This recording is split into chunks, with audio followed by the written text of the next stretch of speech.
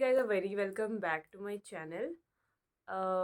You all know कि मैंने किस लिए वीडियो बनाया right regarding the result of prelims AFO prelims. Result निकला है कल, पिछले कल यानी कि 17 थी ना कल, हाँ 17 जनवरी को। तो हम देखते हैं कि हमेशा पहले मतलब पिछले साल से पहले तक 11वें दिन या 12वें दिन रिज़ल्ट निकल जाता था, बट इस बार 17 दिन बाद रिजल्ट निकला है।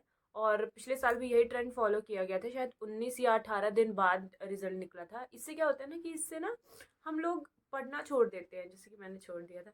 हमें लगता है कि यार रिजल्ट पॉजिटिव आएगा तो पढ़ेंगे, नहीं तो नहीं पढ़ेंगे।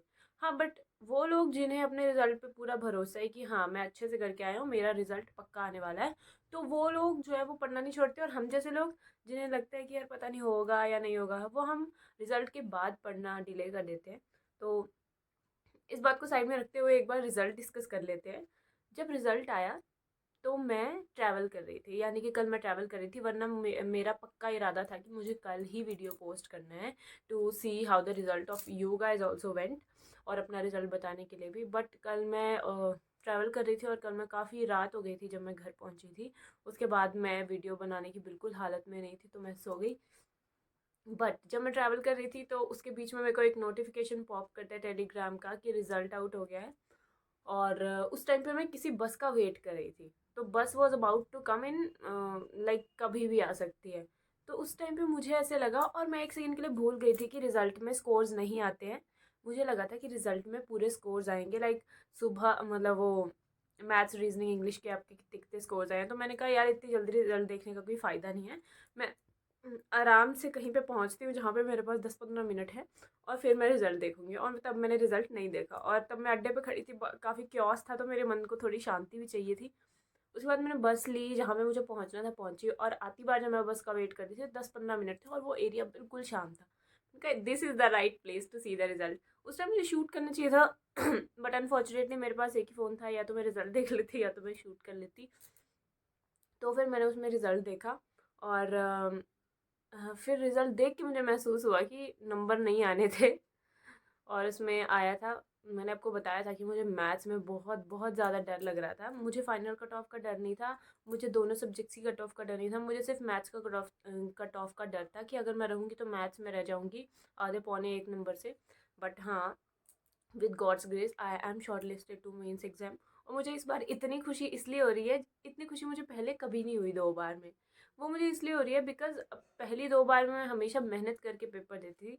इस बार मैंने बिल्कुल भी पढ़ा नहीं था एग्जाम के लिए। It was only the experience of last 2 years which made me crack this prelims. तो मुझे अच्छा है कि हाँ मेरे माइंड में रिटेन रहा वो ये सोच के मुझे खुशी हो रही है। हाँ, तो आप सब लोग भी कमेंट करके बताइए कि किस किस का हुआ है। और जिसका नहीं भी हुआ ना, टेंशन लेने की ज़रूरत नहीं है यार, मुझे भी बिल्कुल भी वो नहीं था कि मेरा होगा। बट हाँ, अब हो गया है तो 10-15 दिन पढ़ लेंगे मेंस का। 10-15 दिन क्या, ऑलमोस्ट 10 days आर लेफ्ट। 29 को मेंस शेड्यूल किया गया है। तो जिनका नहीं हुआ, आपके पास बहुत टाइम है, आप आराम से पढ़िए। मैं भी इवन नेक्स्ट ईयर के लिए तैयारी कर रही हूँ, बिकॉज जो लोग मुझे जानते हैं, यू ऑल नो कि मेरा इस बार जो है वो तैयारी नहीं हो पाई है। इस बार का मेरा अटेम्प्ट वेस्ट गया है, तो I am also preparing for next year.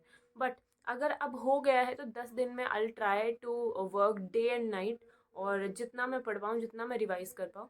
तो हाँ, उन लोगों के लिए, ऑल्सो उन लोगों के लिए जिन्होंने अभी तक पढ़ना नहीं शुरू किया है मेरी तरह, तो उन लोगों के लिए लास्ट, क्या बोलते हैं उसको, लास्ट पॉइंट पे जो प्लान होता है वो ये है कि आप इस बार अभी से, यानी कि मैं तो कल से ही सोच रही थी कि पढ़ना शुरू कर दूँ, but I was not in a condition to study.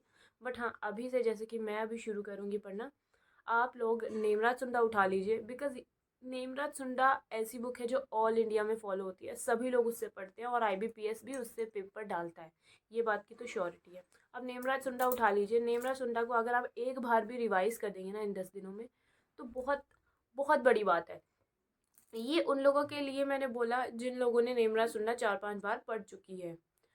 बाकी उन लोगों के लिए जो नेमरा सुंडा स्टडी कर रहे थे या 1-2 बार ही पढ़ी है, जो मतलब कि पूरी रिवाइज नहीं हो पाएगी आपसे, तो आप क्या कीजिए, उसके मेजर सब्जेक्ट्स को रिवाइज कीजिए। अब minor subjects like economics, statistics रहन दीजिए, पैथोलॉजी भी it's your up to your choice.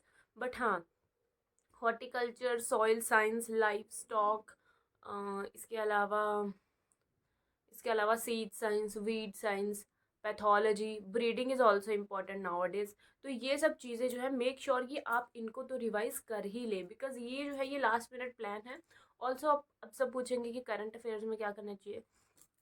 तो मैं आपको सच बताऊँ गाइस, तो पिछली बार भी करंट अफेयर से कोई डायरेक्ट क्वेश्चन नहीं आया था। हाँ, इनडायरेक्ट क्वेश्चन आते हैं, 2-3 क्वेश्चन आते हैं, बट हाँ डायरेक्ट क्वेश्चन नहीं आया था। पिछली बार मैं बिल्कुल भी करंट अफेयर पढ़ के नहीं गई थी, टू बी वेरी फ्रैंक।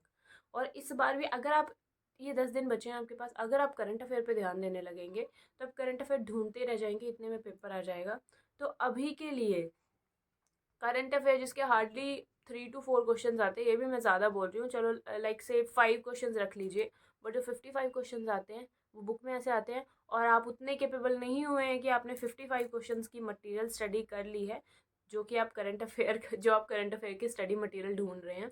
तो इस पॉइंट पे it's wise to leave current affairs, और जो आपके पास है, निम्रत सुंदर है, उसकी स्टडी कीजिए।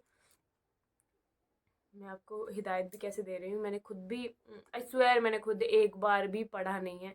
आई वॉज ऑन अ हॉलीडे, तो I can say on a holiday, I was on a leave. तो फिर मैं आज से पढ़ना शुरू करूँगी। I am back to my work place again for some days only. So also I flash my result right here. जब आप अपना रिजल्ट देखते हो ना, उसमें आता है congratulation, you have been shortlisted. बहुत बहुत अच्छा लगता है, मैं क्या बताऊँ आपको।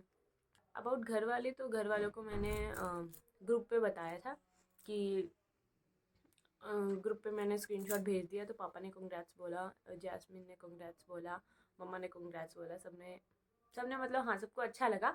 और मम्मा ने मोटिवेट करा कि हाँ अब जो हो गया वो हो गया, अब अगले 10 दिन बिल्कुल भी जाने मत दे।